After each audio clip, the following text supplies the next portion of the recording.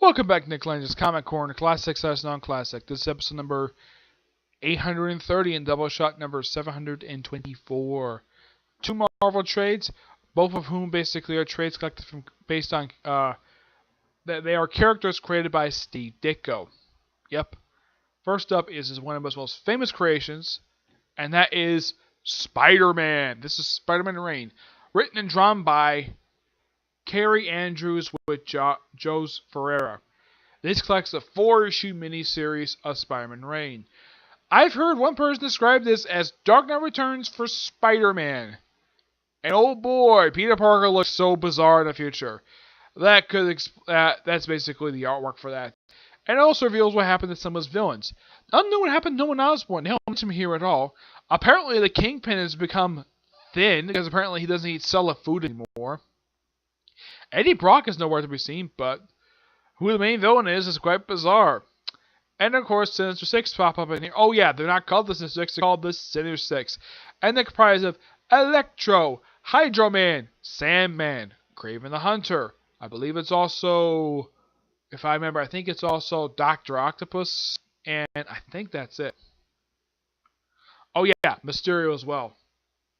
Yeah, and apparently Spider-Man is okay with killing people. Yeah, he apparently kills all of his villains. He kills all of them except Sandman. Apparently because as a future Spider-Man, basically is reconsidered killing. Because he kills everybody. He kills Hydro Man and Electro by frying both of them. Yes. I don't know how he kills Kraven the Hunter, but yeah, it's one of the most bizarre things. Okay, when we first see Peter, of course he's an old man, and apparently he's growing a beard. I'll do be curious though. What is up with the gravestone? Yeah, Mary Jane Watson's dead. As for how she died, it's the most bizarre explanation I have ever seen of how they explain how they kill her off. What exactly happened with her?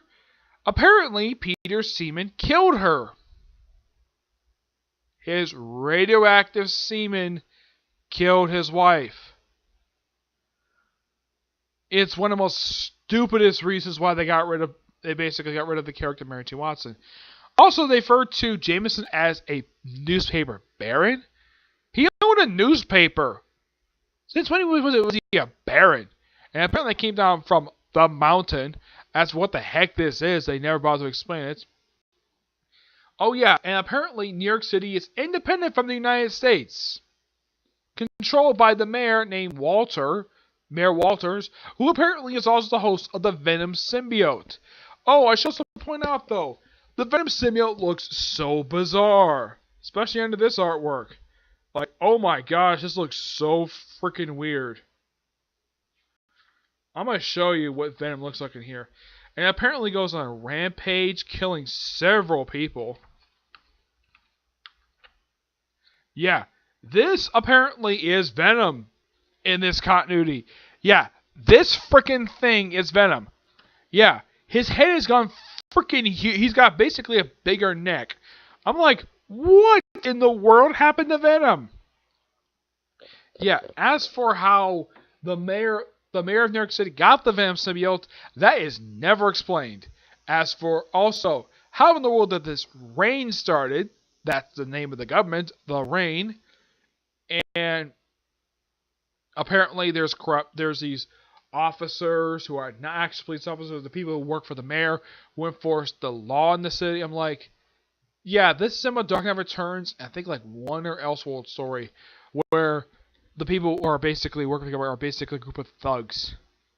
Yeah, I'm trying to think though, besides Dark Knight Returns, I'm trying to think, was there any other series I can personally think of where it's like this? Let's see. I could probably say, let me think. Yeah, the people in here kind of remind me of similar of the Mutant Response Division, who basically no longer exist. I'm trying to think there was any other people.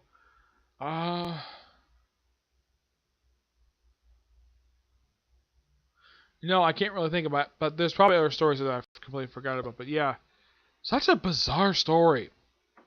Spider-Man Reign.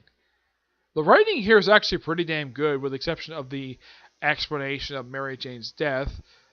and a couple other things I don't like. But the story is actually really good. I do like at the very end he does come back to his joking manner. He actually puts on 2 costumes in this miniseries. First puts on the black costume, and he gets beaten the crap out of for that. And somehow having an epiphany, speaking to his dead wife. Yeah, that apparently convinced him on the red and blue costume again. Start dropping jokes in this dark story. Yep.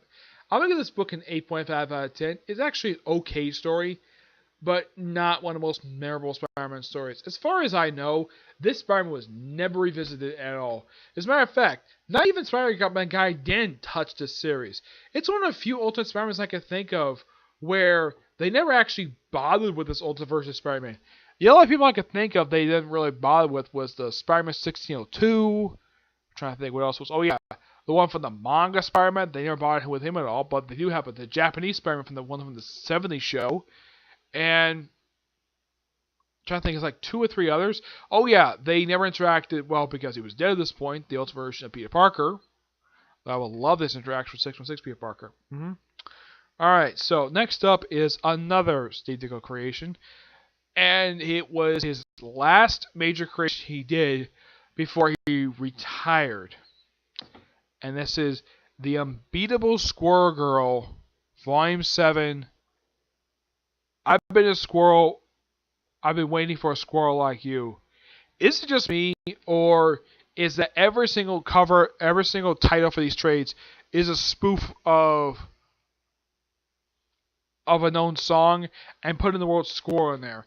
This book collects Unbeatable Squirrel Girl Volume 2 issues 22, 26, and a story from Year of Marvel's The Unbeatable #1. Yep, this book is written by Ryan North. He is the writer of the series, though he gets a co-writer with Erica Henderson, who actually is the artist of the series, with artwork in the 26th issue done by Madeline McCreen, Iris Holdreen, Chip Zdarsky, Tom Fowler, Carlos B. McDowell, Michael Cho,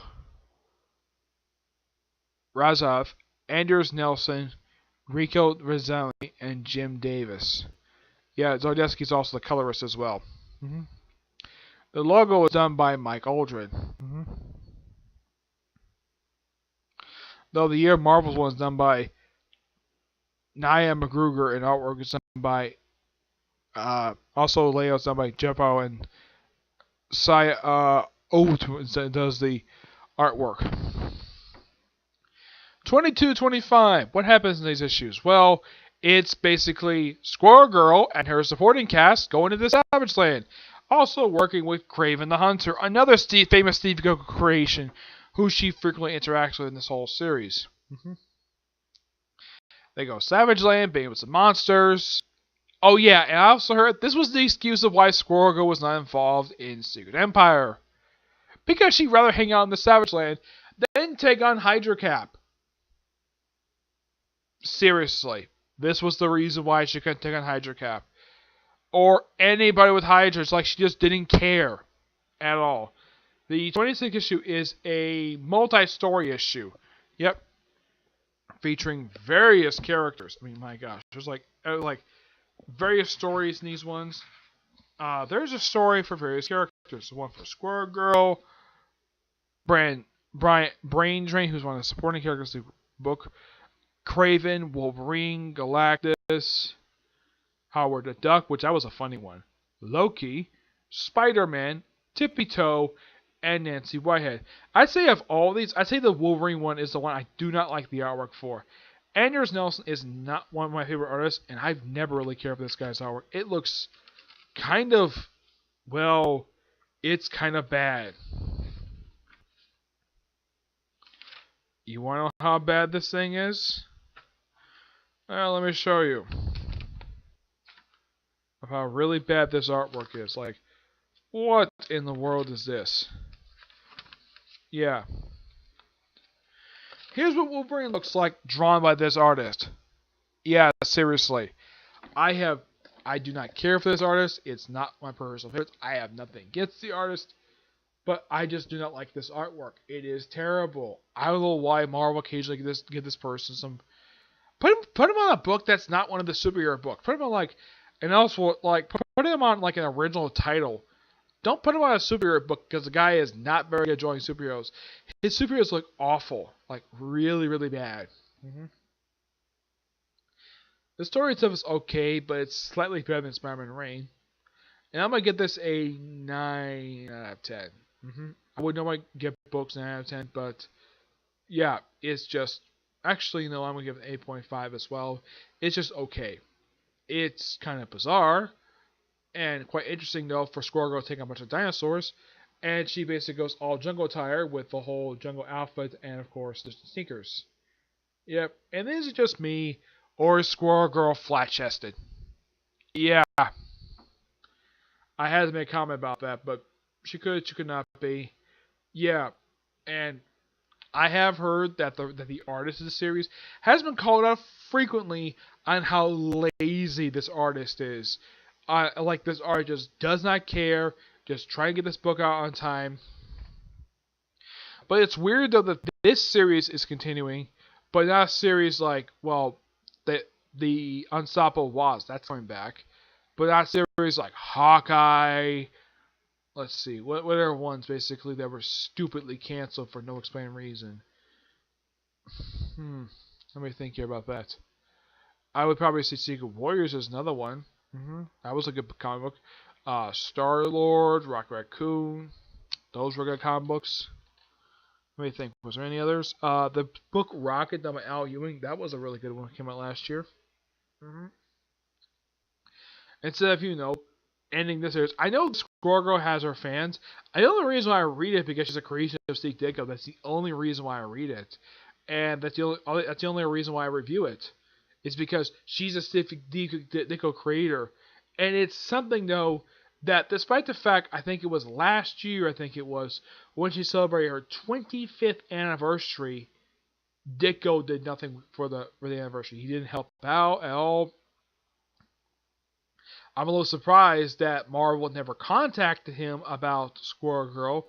As a matter of fact, I don't think he's ever drawn from Marvel since the early 90s before he passed away last year. He actually passed away just recently. Never got a chance to meet Steve Ditko at all. He's one of those artists I've always wanted to meet because I love because I'm a fan of their work. Ditko, I can never get that chance now because he's passing recently. Yeah, he passed away just this past summer. And it is something, though. His primary character is actually going pretty good and got a good amount of film. It's a lot of good stories for him over the years, even after Ditko left. Squirrel Girl, up until the last few years, has done virtually nothing. Also, at one point, it's implied she had a one-night stand with Wolverine. I'm not kidding about that. It was very heavily implied, and this was at a point when she was in high school. Of course, now she's in college. Yeah, comics are weird. Yeah, and also apparently, according to the way the dialogue implied it, from what I've heard, it's something they prefer not to talk about, and they can kind of talk to each other, but they prefer not to interact with each other that very much because of that one night stand. Yeah. Otherwise, that's really it. My next review is going to be on 2 Neil Gaiman trades. You'll find out what they are in the next episode. Okay? But to see you there. Bye.